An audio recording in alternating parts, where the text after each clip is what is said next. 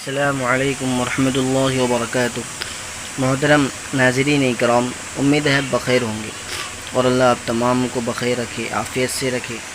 محترم ناظرین اکرام، آج ہم جس بات پر گفتگو کرنے جا رہے ہیں وہ ہے یوم عرفہ۔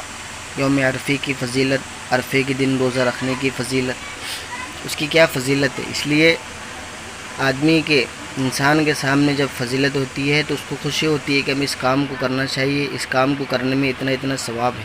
اس لیے عمل سے پہلے فضیلت کو جاننا بہت ضروری ہے تاکہ آدمی بشارت کے ساتھ اس کام کو انجام دے، بشارت کے ساتھ۔ تو سب سے پہلے ہے عرفے کا دن۔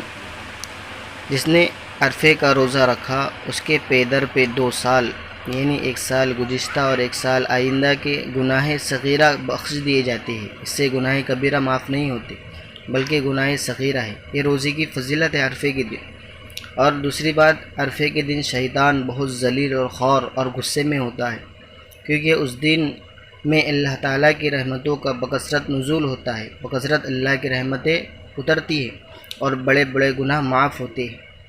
تیسری بات، عرفے کے دن سب سے زیادہ لوگ جہنم سے آزاد ہوتے ہیں۔ کتنی بڑی خوشخبری ہے۔ چوتھی بات، یوم عرفہ کی دعا افضل ہے، یعنی عرفے کے دن دعا افضل دعا ہے۔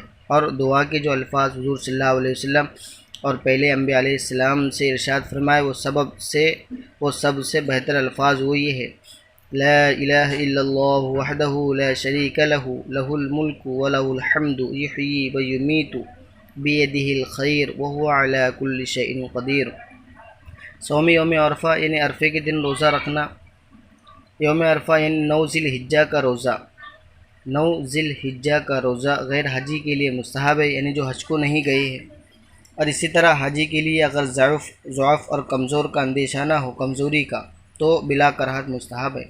اگر ضعف اور کمزوری کا اندیشہ ہو جس کی وجہ سے ارکان حج کی ادائیگی میں خلل واقع ہو تو مکروہ ہے۔